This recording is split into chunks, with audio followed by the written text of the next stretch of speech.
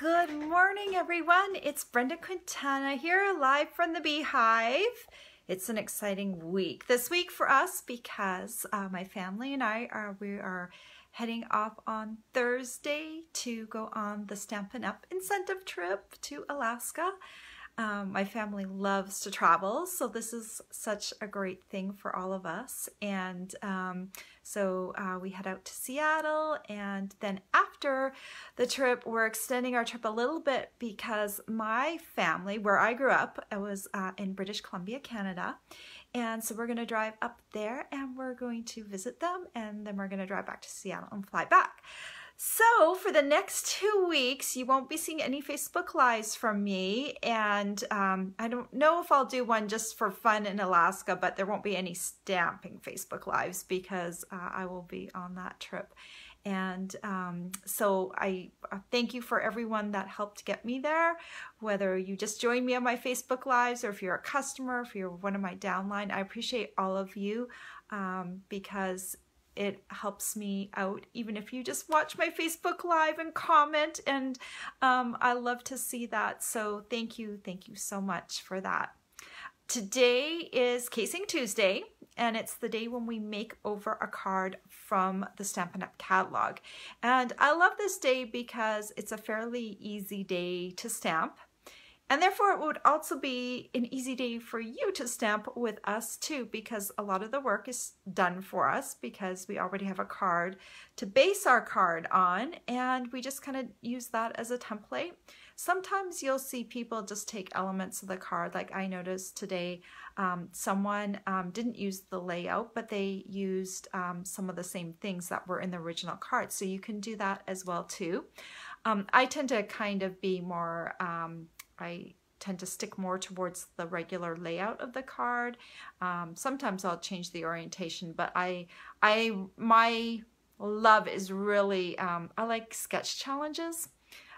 So taking a card that is existing and using all the layers and kind of the same size really helps me with my designing. So I hope it will help you too. I hope, you know, these cards give you an inspiration, and it's inspiration right at our fingertips because most of us have a Stampin' Up catalog. And if you don't have a catalog, ask your demonstrator, or if you don't have a demonstrator, you are definitely welcome to ask me. I just saw a few comments, and I want to just scroll and just make sure there's nothing I need to answer right away. Good morning to everyone who joined me from New Jersey. Oh, Karen asked a good question. How do you earn those trips? Well, first of all, you have to be a Stampin' Up demonstrator. I don't know if you are or not, Karen, but there are a bunch of different steps, but basically you can earn them just through sales if you want, or you can earn them through sales and having a downline. You need to have consistent sales, and those sales also earn you flex points, and those flex points can be used to buy, in a sense, buy the trip. It's a rewards program to buy the trip. Now, if you had specific questions, it's all about steps and getting there. If you do classes, you know, you are having some of those sales will be helping you get flex points. So it's a matter of, you know, if you're doing classes, you might need to do some more classes. You might need to be doing different events. I used to have an in-person business as well as an online business. I had both going. And then when I moved here, I went all online. Now, I know a lot of people, most people that I know, there's only a small percentage of demonstrators that are completely all online, that don't have local customers, that don't do local classes. There's a bigger percentage, like, you know, 80 to 90%, that have both an in-person, like a blended business, like an in-person and maybe some online as well. There's some people that are all in person, so you can definitely earn the trip with all an in-person business. In fact, if you're starting out, an in-person business is the best way to to get started, because it takes a long time to build up an online business to get it to the point where you could earn the trip. So, but there's training to be had out there, and Rhonda Wade is someone that has helped me a lot. When I moved here, I joined her training group, and I learned so much from her, and I am still part of her training group 4 years later.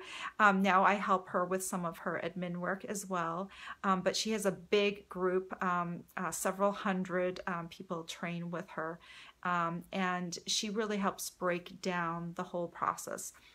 I think for a lot of us, we're not really business people starting out with, you know, like doing it as a business. We love the creative aspect of it, but we also we do, you know, contribute. We help people with their creativity, and so we need to just figure out how we can run it more as a business. Sometimes it really helps to get some training, consistent training, because it's great to, you know, do a one-time training, and that will keep your momentum going for a little while, but then to have the consistent training really helps keep you motivated and keeps things fresh, because you can't, these days with everything the way it is, you kind of need to keep changing and evolving in your business. You can't just do what you did 3 years ago. You kind of have to keep up with the times and change as the environment is changing, the whole social environment, whether it's in person or online. But anyway, you're welcome to message me if you want to more information and stuff. And sorry, I took some time away right there, but it's definitely possible to earn the trip. I've been a demonstrator for 12 years now. I didn't earn a trip for the first 8 years, and now I've earned 4 trips so far. So it's definitely possible, doable, even for someone like myself. So, oh, okay. Oh, so Karen, you haven't joined yet. Yeah, so, you know, there's different benefits to joining up under different people. Like you probably have a local demonstrator. So if that local demonstrator is like having downline team meetings, that's really, it's helpful sometimes to be in a group to do it. So in my online environment, I have a group all across the US, and I offer online team meetings. But it's possible to do it all on your own. My upline did classes, but she didn't do the full gamut of you know, kind of ongoing you know, stuff. She hasn't earned the trip. And then she dropped, and now she's in my downline. So I don't have an upline that supports me. So it's possible to be your own support system. You just need to get training if you want to run it as a business. You know, definitely think a little bit about, you know, who you want to sign up under. If you're signing up under a friend and you're okay, you know, getting support elsewhere, you know, that's what I did. But at the beginning, I wasn't thinking of a business. You might want to be thinking about where you want to go from there if you truly want it as a business, and talk about it with your demonstrator, and see where she's at, see if she can support you. Anyway, let's get back to Casing Tuesday. And so I'm going to flip the camera around, and I'm going to talk to you about the card, and we'll get started stamping. Let me press this button. There's my view today. It is sunny with blue skies. I don't know, I think someone said we might get rain later. I haven't checked the weather. I've been pretty busy. The other thing that happened this weekend is I've been having trouble with my laptop, so I had to get a new one, and so that was a whole big deal as well. So I'm just getting all set up on that. Here is my card for today. It is on page 26 of the catalog. It has a big, kind of almost a squarish focal point with some banners and stuff going on the side. So here's what I did. I didn't want to use the exact same stamp set, so I used Accented Blooms, which is the stamp set I hadn't used yet, so that was great. I used this edging on the side, delicate lace edgelets.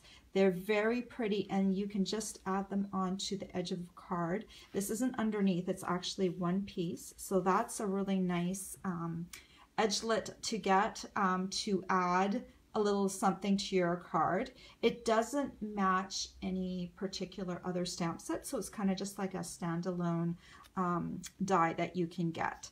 So there's my card. So let me show you how I did that. And this is the stamp set in case you're interested. So let's see, let me start off, let's do the die cutting first because that's going to help with me with my positioning.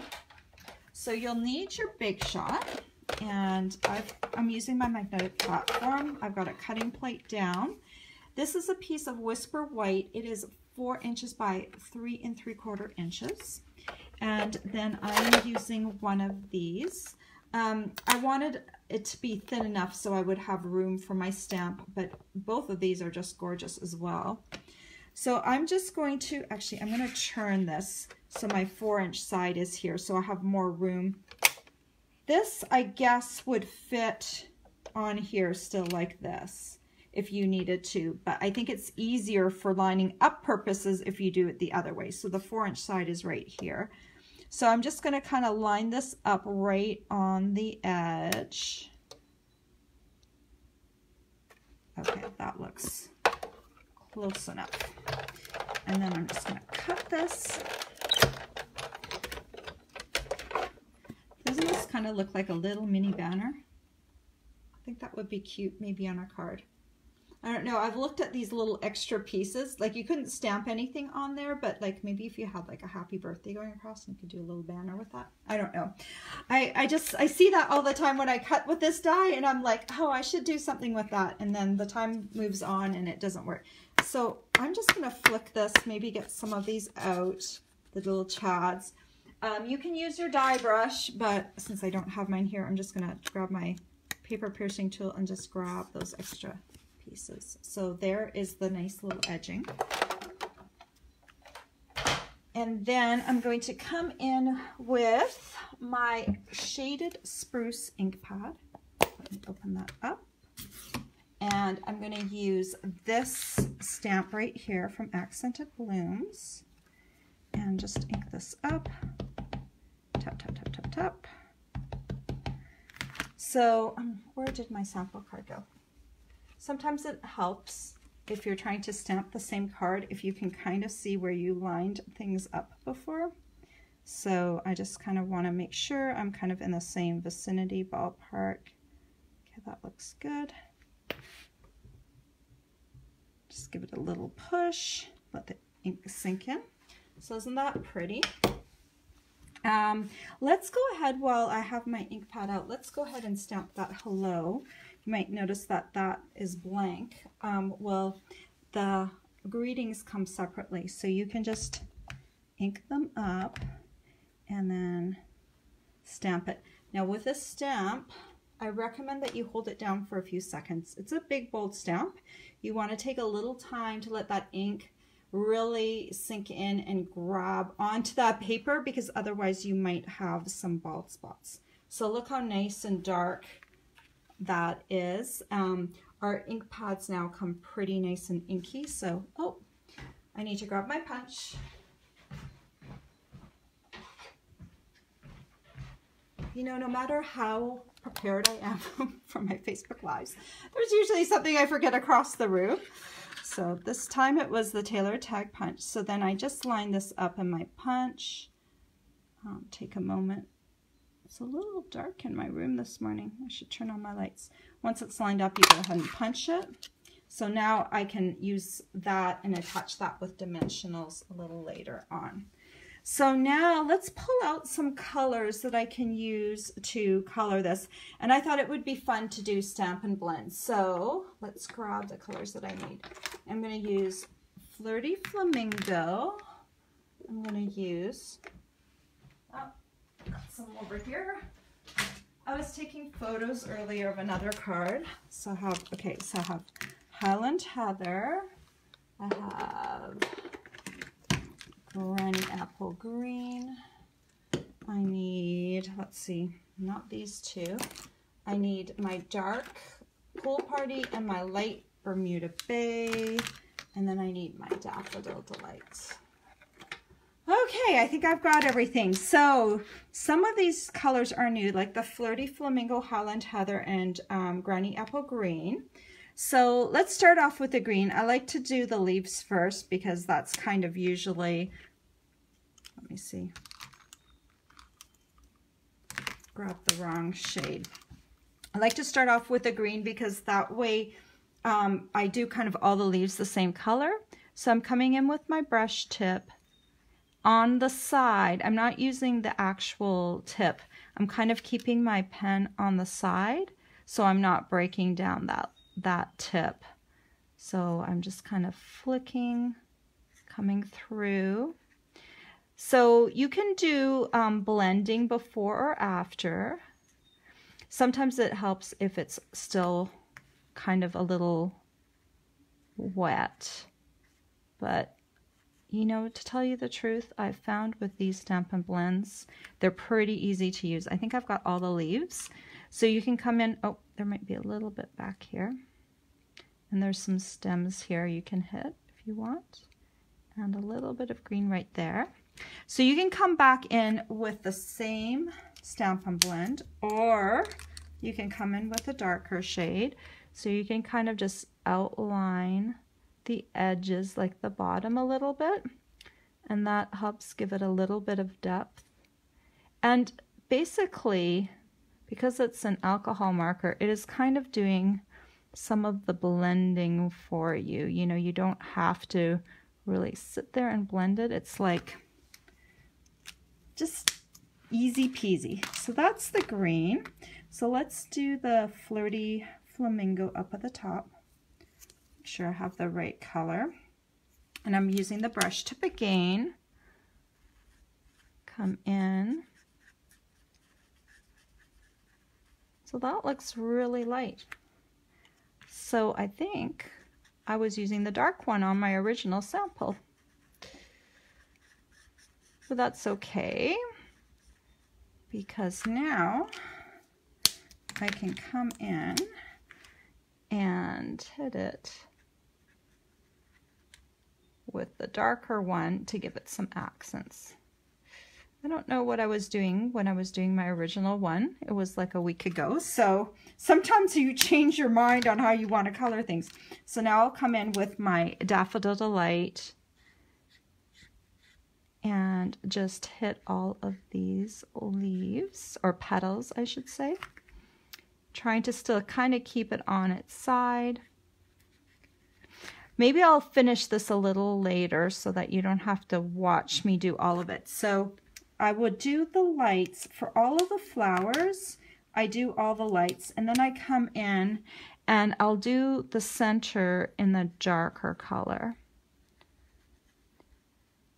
And if you want to, so your highlights aren't quite as dark, you can come back in with your same lighter shade and just hit the extra lines right here and just shade them in and give them a little bit of depth. You can go along the bottom a little bit too and make those a little darker. For the purple, I would start off with the light, and I come in and I color, and then I'll just use the darker for the center. Oh, I missed one color. Pumpkin Pie over here on the side. So for that one, I'll just come in and do the Pumpkin Pie.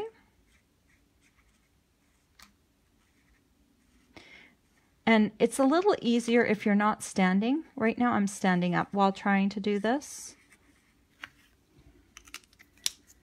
And then I'd come in with my center, my darker color, like that. And then for this flower down here at the bottom, I'm going to do a combo between Pool Party and Bermuda Bay. So you just come in with your light Pool Party. And these are small, so I can hit all of them. And then come in and hit the centers of these flowers. So I didn't quite finish off all of the flowers, but you can get the idea of how you would finish all of those off. Boy, I used a lot of Stampin' Blends, but that's great because we have all the new colors available now. So it gives you an idea of how you can use them in combination. So let's put together this card, and you'll need a card base. I chose a Whisper White base that was 11 inches by 4 1/4 inches, and I scored it in half at the 5.5 inch mark. I just saw a question, so let me see. What did you do with the center part of the main stamp? Did you keep it for anything? Oh yeah, so this is just an aside from the Accented Blooms stamp set. So the center part, so the stamp is like this, and there was a piece of rubber that you had to push out of here, and yeah, I actually did keep it, Janine, because I thought sometimes you might want to use this as a background stamp, so you could do a pattern with this. So yeah, I did keep it. It's its own little standalone stamp. There's, you know, it's a great little shape to have, so yeah, I kept it. You know, I don't know. Let's test it out. I want to see something. This is just an aside, totally in the middle of the card, and you guys are going, finish the card, finish the card. But okay, let's just stamp this for argument's sake. Okay, let's grab a piece of Whisper White. Here, I've got one that I've already done. Let's choose like a light color. Let's choose Soft Seafoam because it's a light green. Okay, so let me just ink this up. This is the first time it's stamped it, so let's see what that looks like. Oh, that's kind of neat. I think it might have had a little bit of something on it from me handling it. So right here, it didn't stamp 100% cleanly, but the stamp needs to kind of be cleaned off a little bit. It hasn't been used yet. So then let's see what it looks like if we punch it out. Ooh, that looks cool, huh? Kind of gives it like a little, look at that. You could kind of make it look like if you did a whole bunch of these in different colors, you know how people have been piecing these together? This could look like a little, you know, flagstone path or something like that, or a tile. So that's kind of neat. And then I think you could also, you know, if you wanted to, you could grab one of these greetings and stamp it in the center, right? So you could take this guy right here. This is from the same stamp set. And I still have my shaded spruce over here. So you can ink this up. Let's see, is this the right way around? Well, if it isn't, then I can always turn it around. So isn't that cute? So it kind of creates almost like a little stamped background, and then you have like a little edge on it. So definitely, if you have that, don't throw it away. Keep it and use it as a little extra stamp, because it is a great shape and it does still match the Taylor Tag Punch. So that was a good aside, Janine. I hope you kept your little piece so that you have it so you can do something with it. Maybe you've already done something great with it. So yeah, it's cool. All right, so we've got our card base. And then I've taken some paper. This is the Tropical Escape paper. And if you're following along, we have Designer Series paper on special. This month it's buy 3, get 1 free. And this is one of the papers that is on the special. So that's cool. I love this paper. It's got a lot of greens in it, so it's great for summer. And I'm just going to take this, hopefully my Tombow. I haven't been stamping for a couple of days because of my laptop woes, but yesterday I got most of my laptop all set up again. So I should be back into business just in time to go away, so that really ate into my stamping. I hate it when that happens, but you know, you need a working laptop, and sometimes it takes a few days to get things straightened out. And my laptop wasn't even that old. It actually had a repairable issue, but Now I'm like a little bit worried that I might have that same issue again, and my computer was still under warranty, so I did get it fixed, but now I'm like, you know what, it's been 3 years.